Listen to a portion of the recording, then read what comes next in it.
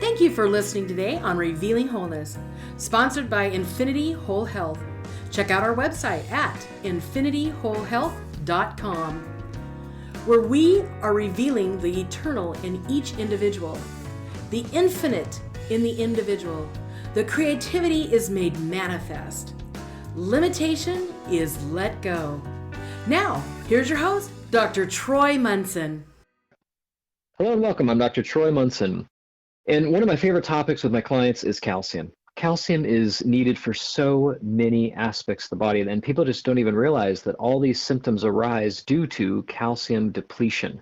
And before we get into all the myriad of topics and symptoms of calcium depletion, let's talk about the different forms. Now, there are blood form foods of calcium where we have calcium that's ionized within the blood that is available to tissues like muscles to do work. And then there is, of course, the calcium that most people think about, which is a bone food. Hey, I need calcium in my bones so I don't have osteoporosis and I don't have dental cavities and my teeth stay strong and my bones stay strong and I can stay healthy. But we're going to talk about the exhaustive list of really, and it's extensive, how many symptoms are there because there is a lack of calcium in somebody's body. And so let's begin. One of the more, I guess, common ones that if you've been around listening to me is fevers and infections. So the reason I mention that first is because most cold flu scenarios will find an increase in temperature of the body. And with that fever, it's usually denoting a need for calcium. And not bone calcium, but blood food calcium. And there is a big difference. So many calciums on the market, like a calcium citrate or a calcium hydroxyapatite, which are two probably the better ones you're going to find, those are typically a bone food. So they're going to go and feed the bone and try to help bones. But most of these conditions I'm going to mention are almost all related to blood calcium levels. Now, for those of you that know, some of you may be on thyroid medication, and they've told you don't take your thyroid medication around anything else. Take it very far away from food and other things, because calcium irreversibly binds to your thyroid medication. So if you're on thyroid medication, you definitely wouldn't want to take a blood food calcium with it. They will absolutely bind and your medication will be rendered obsolete, so to speak. But the thyroid is very much in control of calcium within the blood and trying to maintain that. Why? The calcium is vitally important in heart function. And so when we have a fever, the big muscles give up a lot of their calcium to try and help the infections. And therefore, you may feel very tight and stiff when you're sick, or you may be getting cramps in your muscles or charley horses more so when you are ill. Now, some people will notice that they will get a charley horse or a cramp in a muscle, and that is the first sign that they get that their body is working on an infection. And so I don't ever have cramps. Why am I getting a cramp today? And then all of a sudden, within 2 or 3 days, they're sick. Now, if they would have recognized the sign first that, hey, I've got some muscles here that are stiff and tight and sore and cramping, and I haven't been doing any kind of extra yard work or walking or hiking or anything, and it should be an instantaneous clue, you know what? I better start increasing calcium and start working on my digestive system because I think I might be fighting something, even though I feel fine. So, of course, we're going to have a need for calcium even in a hyperthyroid situation because we're going to be driving calcium out of tissues. Osteoporosis, of course, you still could do blood food calcium with an ionized calcium, and it will help an osteoporosis type of situation, not just simply doing like a calcium citrate or a calcium hydroxyapatite. Now, here's some weird ones. Herpes, cold sores. People are like, what? Again, what is herpes or a cold sore or a canker sore? That is an infection. So if calcium is there to help the white blood cells drive their infection fighting capabilities, when you have something like that, you definitely have a need for calcium. Let's say you're getting the cracks at the edge of your lips where they come together.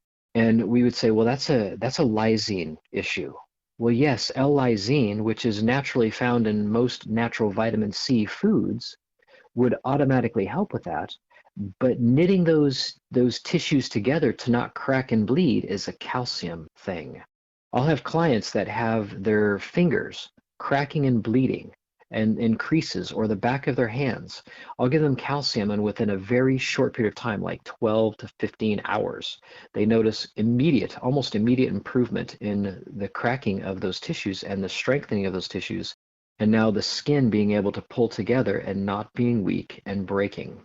So this goes for things like canker sores. Now, here's an interesting one: tachycardia, or rapid heart rate. So when your heart's really beating fast, I mean, we're talking well over 100 beats a minute, and you're just sitting there, that tachycardia can be calcium generated. Now, I find with my other clients, it tends to be sugar related. And what does calcium do? Well, it balances blood sugar. So it helps with things like insomnia. People are like, insomnia is calcium related? Yes. When you're not sleeping well, when you're not sleeping deeply and not maintaining sleeping cycles, you usually have blood sugar issues, and calcium will help it immensely. Coughing, especially worse at night. You'll find that, oh my goodness, calcium, just sucking on calcium that is good ionizable calcium that goes in literally sublingual practically. It doesn't need to go very much through our digestive system. So just to give an example of what's happening, why I say ionizable, is you have calcium that literally takes one step to go to bicarbonate, which is what we want in our blood. And that calcium that is so bioavailable in that form can literally go through our tongue or the membranes of our mouth and literally be absorbed that way. Where like a bone food calcium, like calcium citrate or something else, it takes many chemical steps to go through our digestive system to finally get delivered to the blood in a way that can get to the bone and possibly become an ionized calcium source that is usable within our bloodstream. Now, if you and I go to a spring and we get real spring water, we're going to find that there's calcium bicarbonate in that spring water. And if we drink that spring water, we're going to get some amounts of calcium. It's not going to be in impressive amounts, but it's still going to be usable calcium. And that is the actual calcium that we want in our blood, is that bicarbonate. Now, what happens when we heat that spring water in a pan is now we get this white ring around our pan, because as we've boiled the water to kind of purify it, if you will, we've actually wrecked the bicarbonate molecular bond. And now the calcium has become a salt called calcium carbonate. So calcium bicarbonate turns to carbonate really easily when heated. Yet they sound very similar, but they are night and day different. If you go Google right now, calcium carbonate, you're going to see limestone as one of the similar names or the common names of calcium carbonate. And if you go to the grocery store and look for a cheap form of calcium, you're going to see probably the only ingredient is calcium carbonate. And it is irritating. It should be illegal to sell that to people because it wrecks digestion, it messes up your blood chemistry, it calcifies your tissues, it makes you more sore, more pain. It's ridiculous. And yet I can't tell you how many clients have come in taking calcium carbonate pills thinking that they're taking some form of usable calcium. Now, if you have stellar digestion, I mean, your digestion is incredible, you might absorb 8% of that calcium carbonate or that limestone that they put in a pill for cheap and sold it to the unknowing public to make a lot of money. But when you take a calcium that is truly ionizable in the blood and can literally absorb sublingually, you're likely going to get 100% of it. And the wonderful thing about ionizable calcium is it typically is more acidic form of calcium, where most calciums are very alkaline. So an acidic form of calcium doesn't mess up your gut so much, and it's better for your digestive system anyways. And that's how it often appears in food when we eat green leafy vegetables, when we eat kale, broccoli, Brussels sprouts, those kinds of things that have high calcium load in it, as well as even milk that is bonded to usually a lactate molecule. And we absorb it through milk beautifully. So those are some ideas. Here are other things that are likely with calcium deficiencies. Now, hemorrhage, like just bleeding. Hey, I take aspirin all the time and my gut's bleeding. My doctor says that I need a transfusion. Well, if you did enough calcium, you would actually help tie those tissues together and you wouldn't bleed so badly. And so women, guess what? Heavy periods need for calcium. And you can't do it at the start of your cycle. You really have to do it way in advance. If you get cramping in your cycle, then you are definitely in need of calcium. And that's something that as you do the right form of calcium, you'll be amazed at how much less or how very mild any kind of cramping you get during your monthly cycle. And as you do it consistently, you'll be surprised that my periods come and go without pain. It's so nice. And so that's all part of that bleeding. Let's say that you have bleeding gums, calcium. Let's say that you get nosebleeds or have a child who's getting nosebleeds, calcium need. Not to mention likely vitamin C and vitamin E to strengthen those blood vessels, but calcium is a big component of having any kind of hemorrhage. It's just the way it works.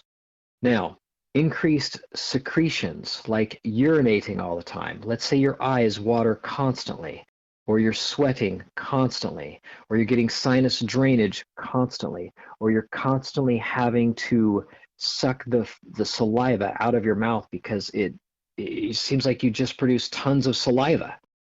That is a calcium need. Isn't that fascinating? So wild. And then we get things like pregnancy. Obviously, we need more calcium. You are literally making a little skeleton. The first bones to calcify in a baby is the clavicles. And if my memory serves me right from OBGYN class in school, it was about 8 weeks. I mean, you can't even hardly recognize or see that there's a little tiny fetus there yet, but those little tiny clavicles or collarbones, right going out to our shoulders, are already starting to lay down small amounts of calcium. And as that baby grows, we're making a skeleton towards the end at breakneck speed. And so the amount of calcium that a pregnant mom needs is tremendous. You just hardly can't get enough, it seems like. So children growing obviously need calcium. And then any time of like a relaxer. Now hear me on this. Relaxing. How would you like to have more relaxation? How would you like to have children who were more relaxed? Not comatose, but relaxed, calm. They're even keel. Their blood sugar is managed. That is a calcium need. So last and certainly not least for calcium is any type of soft tissue repair. Let's say you've got an athlete and they're tearing their body down, or they're working out a lot, or they get an injury. This is a need for calcium. So the 4 things that help in an injury repair, the big 4 we call them, is calcium, copper, which is natural vitamin C from a food source, because that's what the core of the vitamin C complex is copper, amongst other things. It's not just ascorbic acid like we would buy in a store. So we have calcium, copper, manganese, not magnesium, manganese. And finally, protein. Those are the big 4 that help basically any kind of soft tissue joint repair. So months and months ago, I did a podcast on a broken rib that I was having at the time, and taking certain things and taking a broken rib and tons of pain, and within 3.5, 4 weeks, being able to adjust, lay, roll, move without pain and healing incredibly well. Now, beyond that, I still had some twinges in the rib, and my mid-back, where I had done some damage to, took longer because that was more soft tissue stuff. But it was interesting that I could see things knit so much faster when I took stuff. And as I took calcium and a joint repair product that I do for a lot of my clients, I literally would use it symptomatically. When I would take it, it would be like, wow, I have almost no pain. And about 4.5 hours later, the pain would come back, and I would take another dose of both, and it would instantly go away for 4 hours. So it was literally just you taking it as my body needed it, and kept doing it. And it just to watch a early 50s person with a broken rib heal at breakneck speed is I marvel. It is just an awesome thing to witness. Now, I want to give just one extra thing here. Let's say for some reason you had too much calcium in your body. Could there be a symptom with too much? Now, in 25 years of practice, I have seen one case of possibly too much calcium. And it was interesting because when we gave her calcium, she got headaches. I thought, now that's weird because most people that have headaches, if I gave calcium to them, it would help it go away. And so as I began to dig into why this was happening, I realized that what was going on is that she was likely phosphorus deficient. And so just because in our day and age we have so much carb intake, I just almost never find people have enough calcium. And so to have a symptom or what I would call an actual side effect of calcium supplementation, I'm just like, this can't be. It just can't be. And so it sends me back to the drawing board. And when I found that, I'm like, phosphorus. So when we take phosphorus, we immediately use up the calcium that's in the blood that's just hanging around. And it's usually paired with a hypothyroid condition. So something to be kind of a little aware of. But I have lots of people with hypothyroidism, and I give them calcium, and I don't see any headaches with them. This was a very unique case, and they just happen to have a phosphorus deficiency, which is difficult. It's not a common supplement that I give out to very many people. But man, when you got it, it's amazing, and it's sudden, and it's like a pretty bad headache. It was a wild thing to watch in my career, to have a one-time. It's like hitting a lottery practically. So it was really fascinating to watch that. Other things to watch when it comes to calcium supplementation, if you happen to check your own blood pressure and you're pretty sure you don't have any clots in your arteries, you can use that blood pressure cuff around your calf and start pumping it up. It should get to 200 millimeters of mercury, because that's the chart when you pump up like that 120/80, that's normal blood pressure. When you pump up your calf, you should get to 200 without cramping your calf. If your calf cramps before 200, that is a sign of calcium need. And you might take some calcium that's good and check it, and you'll be like, wow, I just increased my calcium cuff test by 20-30 points. I've seen it frequently. You'll find pulse rate go up, or temperature go up, or respirations go up when there is a need for calcium. So those are other indicators that you might say, hey, I do have a high pulse rate. I do tend to breathe shallowly and a lot. Instead of 17 a minute respirations, I breathe like 25, 26, 27 respirations per minute. You can count these things.